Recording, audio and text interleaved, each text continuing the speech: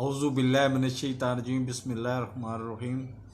पता नहीं क्या बात है, रात से अब तक मैंने पाकिस्तानी टीवी चैनल्स को देख रहा हूँ।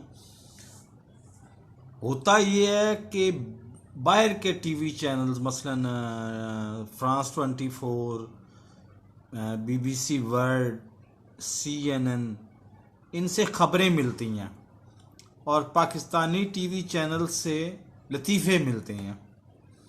अभी अभी ख़बर मुझे मिली है कि बिलावल भुट्टो जरदारी साहब ने लॉन्ग मार्च का ऐलान कर दिया है। तो मेरा इसके ऊपर एक ही तबसरा बनता है कि बिलावल भुट्टो जरदारी साहब ज़ाहिर है लॉन्ग मार्च करेंगे तो लाड़काना से या कराची से या सिंध के किसी इलाके से शुरू करेंगे और वो आएंगे इस्लामाबाद में। तो इस दौरान दरमियान में कई रातें भी पड़ेंगी, तो उनको कम अज़ कम ऐसे बाएतमाद सिक्योरिटी गार्ड्स की ज़रूरत होगी जो सारी खसूसियात के साथ साथ मर्दाना सिफ़ात से भी महरूम हों, वरना उनके लिए काफ़ी सारे ख़तरात पैदा हो सकते हैं। तो मैं उनको मशवरा दूंगा कि सबसे पहले तो मर्दाना सिफ़ात से महरूम और बाएतमाद सिक्योरिटी गार्ड्स का इंतज़ाम करें, तब फिर वो लॉन्ग मार्च के बारे में सोचें।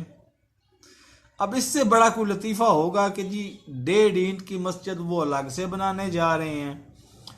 नवाज शरीफ साहब और साथ उनके शहबाज शरीफ साहब और मौलाना फजलुर रहमान साहब 1.5 इंच की मस्जिद अलग से बनाने जा रहे हैं।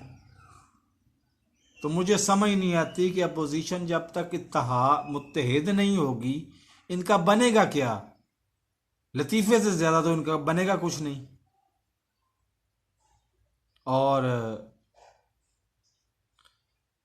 नून लीग और साथ फजलुर रहमान के इलाज के लिए, तो इलाज बिल मिसल के लिए तो वो पहले ही काफ़ी अरसे से